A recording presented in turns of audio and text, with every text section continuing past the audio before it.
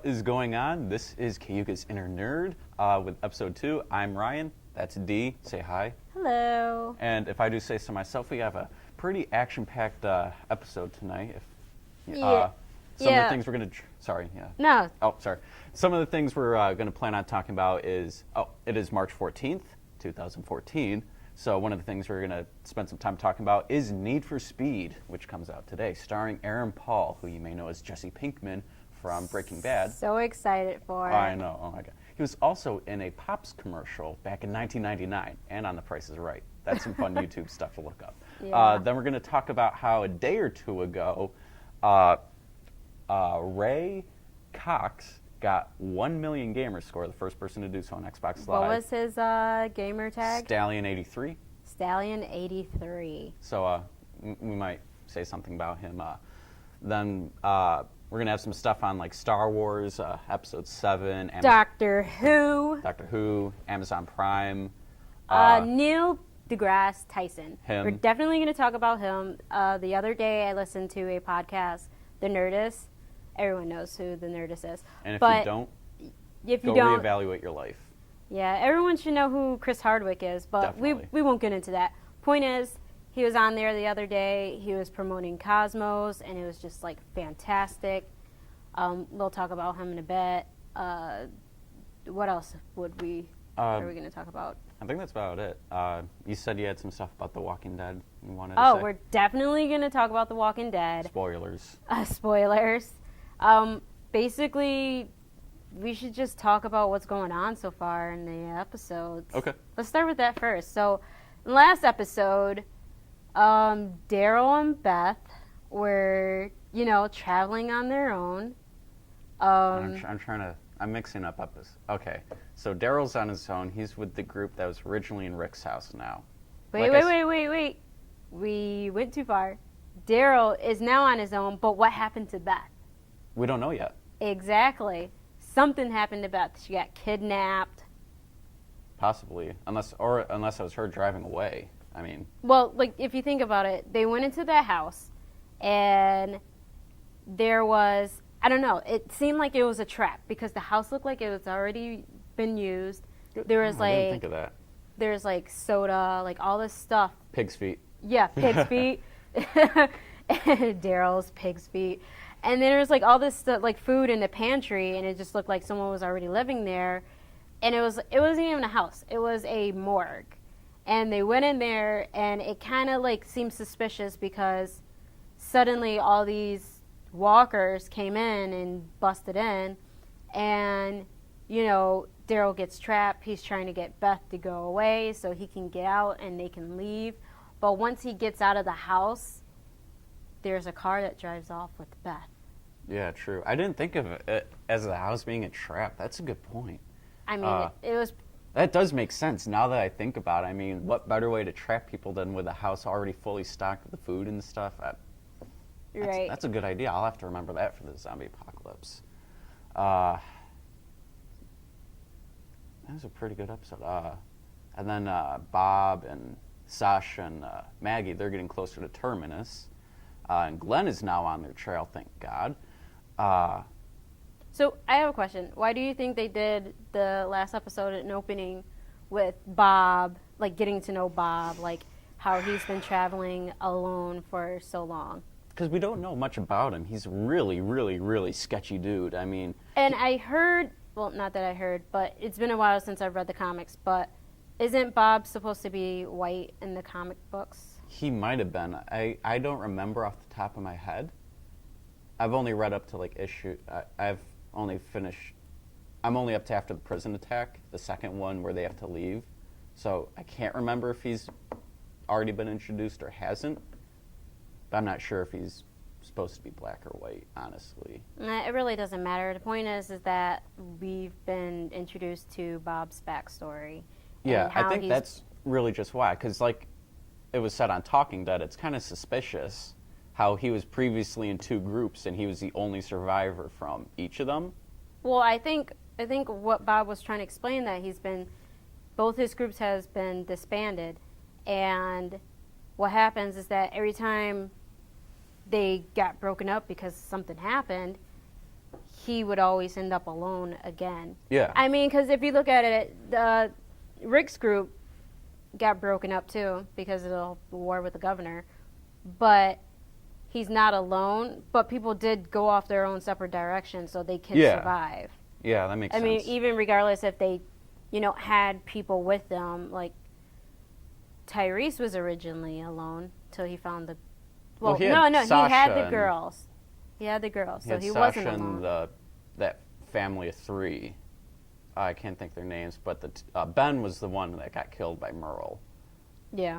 And then there's the dad and their wife, the mother and the wife of the other dude was killed when Carl found him. Right. So he wasn't alone. I think Glenn would have originally been alone because everyone thought he was on the bus, but he woke up at the prison again. Yeah. So if he hadn't found the other girl that was traveling with the governor, he probably would have ended up being alone too. Yeah, possibly. But, I mean, besides that, I kind of want to know what's going on with Michonne, Rick, and Carl. I know. That's my only issue with the past few episodes. Not enough Rick. My favorite character is Rick. Not mine. Is yours Michonne or Daryl? I particularly like Tyrese. I think Tyrese. He's a very brave character. He's a cool guy. I think he's more role model than Rick is. I mean, I understand Rick had a breakdown. I get that. But opposed to everyone else that have dealt with their personal issues, he's dealt with it worse. And everyone can deal with trauma differently. But Michonne lost her child. She lost her boyfriend or fiance or whatever he was. She lost her fiance's best friend, and she had to use those people as a device. And she's dealt with it. She's put her personal issues behind her. You have, who else? Daryl, who lost his brother, but he's perfectly fine now. I mean, he's probably still dealing with it emotionally, but he is able to still live in this world without, Makes sense. talking into a receiver the entire time to himself. So, I mean. Oh, speaking of which, have you played the Telltale games? I've only played the first 2 episodes of season 1. I want to get around to starting the 3rd one and playing that game. And then once all of season 2 is out, then I'll buy that and play that. I don't want to wait. I'm a huge fan of binging on episodic stuff. So. Well, you should definitely get into it because Oh, season yeah. 1 is seriously amazing. I like that story arc more than the actual TV series. That's my personal opinion. But I've started season 2, and I've got to say the main character, her name is Clementine. She's from the first season. Yeah. She has become a little badass, and it's just really Nice. cool to play her now, Nice. especially starting off from where you left off. And personally, I really don't want to do spoilers, but I have to say this. Because you didn't beat the game, there's a certain someone that dies. Is dying. And if you leave him, I have a feeling that he's not really dying and that he might turn up in the 2nd season. But I'm just going to leave it there. Interesting. And that's how I feel, because if I watched the trailers for the next episode, and Clementine actually runs into someone that she thought was dead. And I'm not saying it's the guy that I want it to be, but I think later on she might run into that person if you keep them alive. But anyways, so Interesting. Interesting. I don't want to go too much into it. I don't want to spoil it for you. But yeah. So a lot happening on The Walking Dead, Yeah. to say the least. A lot is happening. 3 more episodes till the season finale, so Yeah. I'm pretty excited. I can't even imagine how they're going to end the season. 'Cause season 3 was obvious how they'd end it, Yeah. to a degree. I mean, it's going to come down to a showdown between Rick and the governor, which happened. But this, I have no clue how they're going to pull it off, and I am really, really, really I think it's excited to a see little it. bit more up to pace as opposed to the whole everyone's sick kind of thing. I feel like when everyone got sick, it was kind of like dragged on. It was A little bit. it kind of was boring to me. You know, I've seen some people complain about how like it was just really slow and they were getting tired of it. I mean, as opposed to like Breaking Bad, where like there were some scenes that had like a slow pace, but it made it suspenseful. Yeah. And then you had The Walking Dead, where everyone was sick and it was very slow, but it wasn't suspenseful. It was just like, okay, they're sick. I get it. People are dying. Okay. Well, I think that some of that, though, kind of adds to the power of it. Like, for instance, a lot of criticism from season 2, going back to season 2, was that it was on the farm and nothing happened. Well, in a way, if nothing is happening on the farm, so everybody, the characters are getting bored, and then when something happens, it's more impact. It has more of an impact, if that makes sense. Like, I think that's actually kind of clever. In a way, it's more of character development, you think? in a way, Like, for example, the couple episodes before, I was focused more on Daryl's background and talked about who he used to be before yeah, the apocalypse happened. And, you know, it's character development, and I'm all for that. But personally, I like action. yeah. I mean, you're watching a zombie show. You want to see at least one zombie mashed. Yeah. I mean, you know, the whole point of the apocalypse is for people to find themselves. It's not going to be focused on, like, killing zombies all the time. There's going to be drama, but, I mean, I feel like, personally, there's not enough drama. And there's more drama in the comic books than there is in the show. And, you know, there's only so much you can do with it being censored or not able to air because of the FCC. Yeah. Can't have so much blood and gore. You know. And they have quite a bit on there. I mean, there's a lot more that Oh, goes yeah. on in the comic books Oh, with yeah, the I know. governor and Michonne and all this Oh, stuff. God, so, that was interesting to read. yeah. So let's move Switch on gears? to something Switch else. gears to Need for Speed. Card joke, standard. Yeah. Need for Speed. That was funny. Thank you. However, I will say to the audience, I do not plan on being a stand-up comedian, so I'm not pursuing that as a career. So, Need for Speed, Aaron hope Paul. not. I am really excited. I saw the first previews for this back at E3 last summer. Yeah, when he introduced it. Yeah, I was excited. I've never played the games, but I decided I was going to see it because Aaron Paul was in it. I think he's a great actor, too. I mean, if people are into the racing games, you know, there's not really a storyline, I believe, to the Need for Speed games.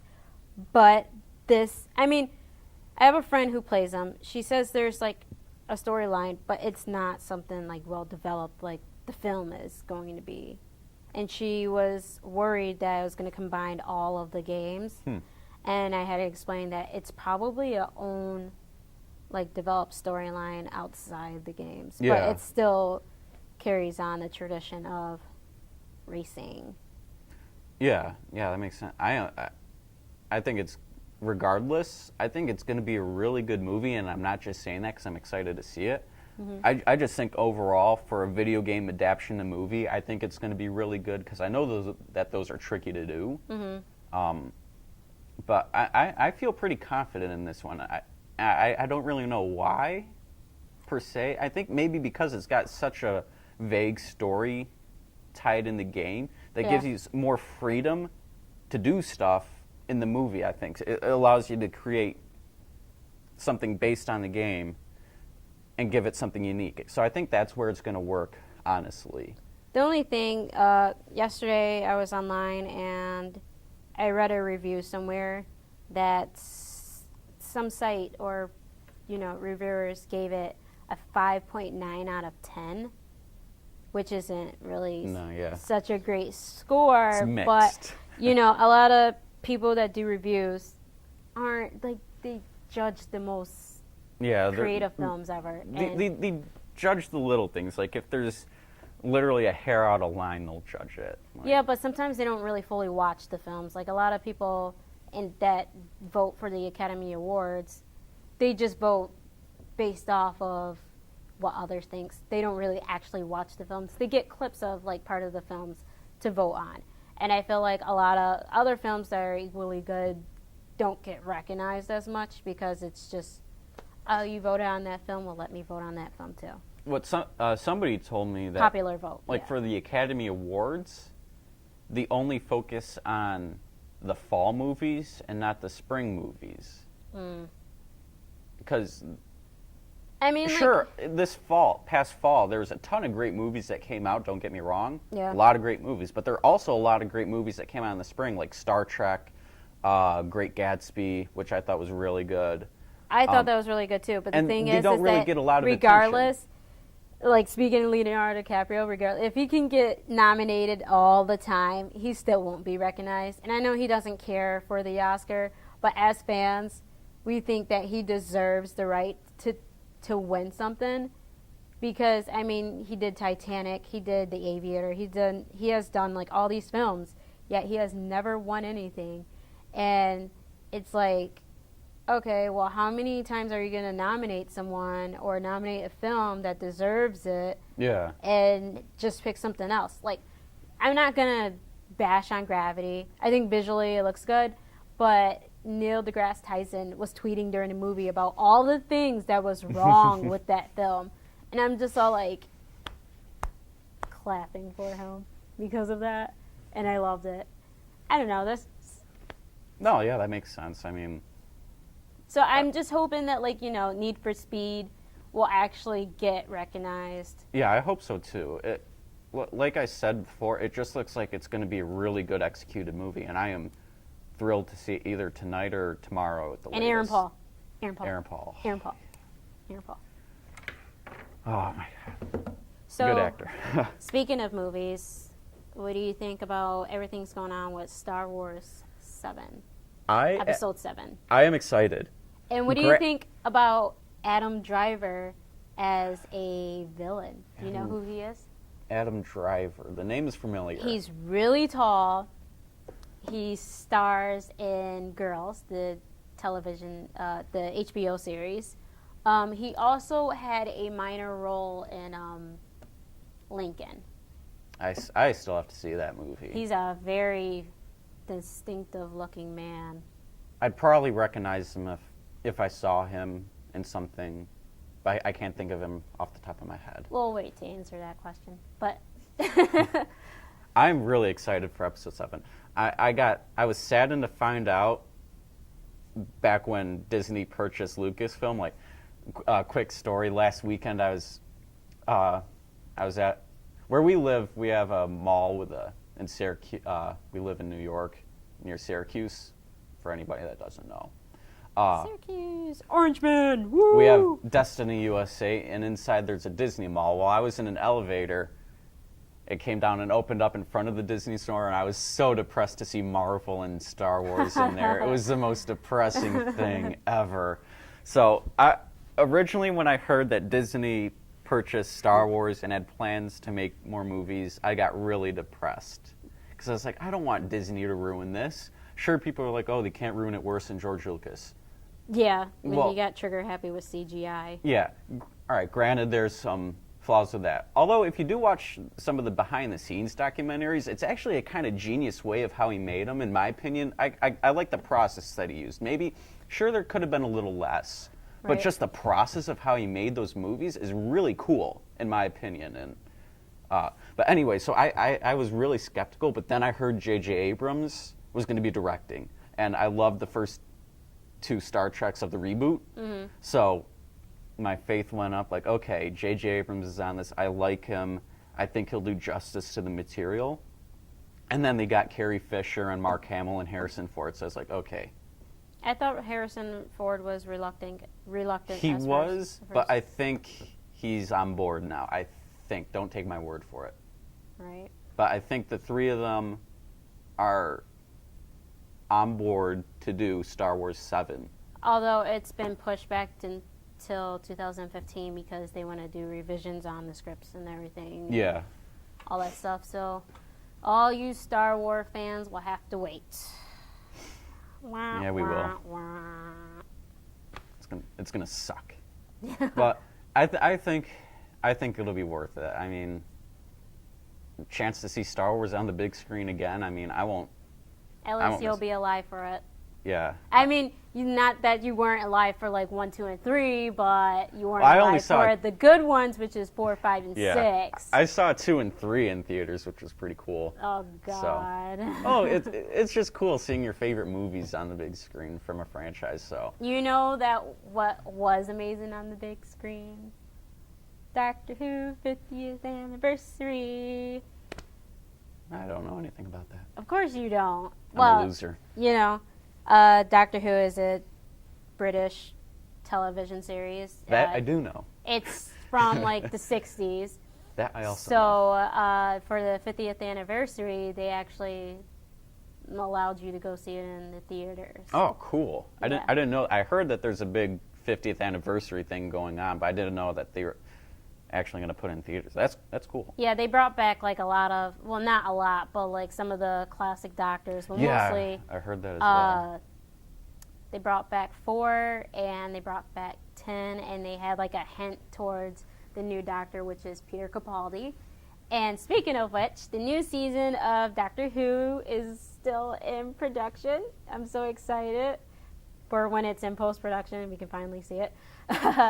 There was mention of a new companion named Danny Pink, which is a school teacher who works with Clara Oswald, who is the current Doctor's companion, which is technically, in my book, the 12th Doctor, not the 13th. I don't care about the reboot. I don't care about the Christmas special that happened. I'm not going to believe it, because personally, Moffat ruins everything but Sherlock. Talk about that later. But the point I gotta is... watch Sherlock. You watch Sherlock? No, I have to watch it. See, there's so many things you have to watch. You have to I watch know. Sherlock. You have to watch Doctor Doctor Who. Who. Have you not seen The Hobbit? Yes, I've seen The Hobbit. Okay, well, at least you've seen The Hobbit. Of course I've seen The Hobbit. I love The Lord of the Rings. Okay, well, then you would know that, Martin Freeman and Benedict Cumberbatch. yeah. I know them. I love both of them. Okay, well, Which is why I want to watch Sherlock. I just need to get the time. you need to find the time. I mean, the episodes are like an hour Yeah, and a they're half long, but like they're an- definitely worth it. Oh, yeah. I've yet to see the 3rd season because it's been premiered in the UK, but not in the US yet. And I know a lot of fans are just so like, let me see it! Though they can go online and watch it. But, you know, I want to watch it on TV. But back to what I was saying. So there's a new companion named Danny Pink who is speculated to be the Master. So a lot of people are like kind of like freaked out that, oh my God, they're going to bring back the Master, because we haven't seen him since the Tennant years, which was the 10th Doctor. When Stephen Moffat came to be the showrunner, he kind of like left out a lot of important characters from when Russell T Davies was the showrunner, like Captain Jack Harkness, the Master. The only people that he brought back was just like River Song, which everybody loves, but I mean, Captain Jack Harkness, how can you not love him? Or the Master. So John Sims was previously the Master, and now there's a new guy who could possibly be the Master. Though I wonder how they're going to do that, especially since in the special with Tennant, in his last episode, the Master sacrificed himself to put the Time Lords back into like a, what do you call it? A bubble where they can never move and never go. Because of the Time Lord, he trapped them in time. But anyways, so that's my whole bit about Doctor Who. I just want to get that out because I love Doctor Who so much. One thing, since we're talking about TV, but we were also talking about Aaron Paul, who was in Breaking Bad. Who should probably star in Doctor Who. I don't know, like a lot of actors just started starring Doctor Who, like Chris Hardwick. But anyways. I'm so excited for November 2014. Is Better Saul Call. Better Call Saul? What? Better Saul Call. Better Call Saul. That's a tongue twister. Say that 5 times Better fast. Call Saul. Better Call Saul. Is coming out, and I'm so excited. Bob Odenkirk and Jonathan Banks are both on board. I'm so happy Jonathan Banks is on. You know, I love the Mike would Ehrman Trout. really love it if they brought back the actor that played Gus and made Oh it my like God, yes. sort of. And like a lot of people are hoping that they do like a backdrop, kind of like Walter White in the way background, like maybe buying food or driving down the road. Yeah, that's what they're planning on doing, is because they're going to be exploring Saul's. At the same background. time, I don't think And it's a they good idea to bring Jesse and Walt back because they didn't really get to know Saul until Badger hired him as a lawyer. Yeah.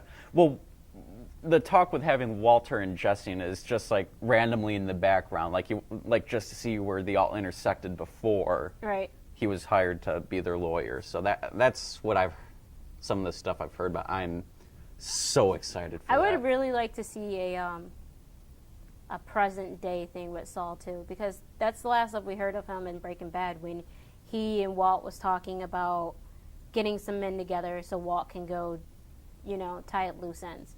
And Saul was like, "No, dude, I'm done." And then that was it. That we heard of him. So. Well, who knows? I mean, that might be explored in Better Call Saul to a degree. I hope. So yeah, I'm really, really excited for that. When I heard that was confirmed for November 2014, my sadness of Breaking Bad ended. Which is this year, 2014, 2014. We can get there. Yeah. Okay, so is there anything else we should talk about besides Neil deGrasse Tyson? Unless you have something. Yeah, I just have one quick thing I want to say, then we'll get to that. For those of you who don't know, there's this guy on the internet named Ray Cox, whose gamer tag is Stallion83. Oh, yeah. He's been in an 8-year quest to get a 1 million gamer score on Xbox Live, and yesterday or the day before, he finally got that. And I thought that was kind of cool, so I don't... Says a person who only plays... PC? PC. Well, like I said before, I would like to get a Xbox and start to earn gamer score. But Sony! Sony! Hey, I have a PS3. I can get trophies as well. Jeez. Yeah, trophies are badass, though. Like, trophies are fun. I've already gotten a few in Killzone 1. In the PlayStation 3, there's, like, this Avatar program that's in the PlayStation 3. On the PlayStation 3. Because a lot of people haven't been entering the Avatar world, PlayStation just did a trophy thing for it. So now people are going on there and interacting as their avatars just so they can get the trophies, which I think is really funny. Yeah, there's this craze with media achievements now, which to me that's what that sounds like. People are like obsessed with trophies. And achievements, I mean. Yeah. But I just want to point that out because it's cool. I mean, he spent 8 years doing that. I mean, I wouldn't ever want to do that, but it's cool. Yeah. So I just thought I'd point it out and like. That's cool. Yeah, I mean. But you know who's cooler? Neil deGrasse Tyson. I just want to talk about that he has Cosmos, which used to be with Carl Sagan, and now he is rebooting this show. And I just want to talk about how like an astrophysicist is like one of the most popular pop culture guys of today's age, and that everyone should watch Cosmos before they die. Yeah, I got to sit down and watch some Cosmos. And definitely like get to know the guy. He has like a planetarium in New York City. He's from Bronx, New York. He is very inspirational, and he's really nice to listen to. Like I listened to his like web series, well, his podcast sort of, and it's just really cool. And a lot of people should just get into science because it's like the most important thing of today. So, anyway, I agree with that. That makes sense. Yeah. I mean, without science, where would we be? I mean, we have religion, but religion is... We wouldn't have this. Yeah, we wouldn't have that. Although, would that be such a bad thing, not having an Apple laptop? But you know what? The science behind it is the people that are able to get the satellite up there so you can use the internet. Yeah, and how they were able to figure out the coordinates and all that spacey, wacy, timey-wimey stuff. I agree. So, I would like to be cryogenically frozen so I can be a member of Starfleet. So, what the heck?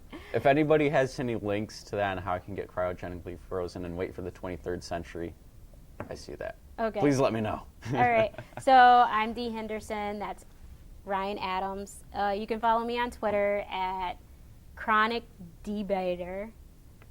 I'll put the Debater. title up again so Yeah. everybody can get our contact info. Or you can follow me on my Tumblr, which would be down there in the little. It'll either be Information in part. front of us here. It'll be in front of us here, and then in the description below. We're totally unprofessional, but Yes. that's what makes it fun. So We're learning to become more professional. yeah. And So, learning, it's a circle. learning. So thank you for Like watching the our YouTube sun. channel. I'm just making bad connections to everything. I'm sorry. We should stop now. He wants to continue so bad. Hey, we're getting into this. This is fun. This is a lot of fun. And so. hopefully in the future we'll have more guests. We'll probably talk to our professor who runs Upstate Whovians. Doctor Who. Yeah. Been a bit of a slow startup, but we're getting there. And we'll have our video game props. special, our movie special. For Game all of Thrones special. Oh, yeah, definitely. Really looking forward to that. Really looking forward to season 4. Looks pretty awesome. It is pretty awesome. Anyways, so Daenerys follow. Targaryen for queen. Okay. Follow, subscribe, like, share, and thank you for watching Cayuga's Inner Nerd. Bye-bye. Bye. Now get out of here. Get out of here. 5. Do you have a lisp? No, I'm chewing gum. And he doesn't speak clearly. He doesn't have a lisp? No. No. He doesn't speak clearly either. And he doesn't open his mouth when he talks. That's having a lisp. Sorry. Say 5, fish sauce. fish sauce. He has a lisp. No. Ha! I'm gonna tell my friend Jasmine. I found a person who has a lisp today, like you. Say, Dad, stop messing around. Dad, stop messing around. That is so funny.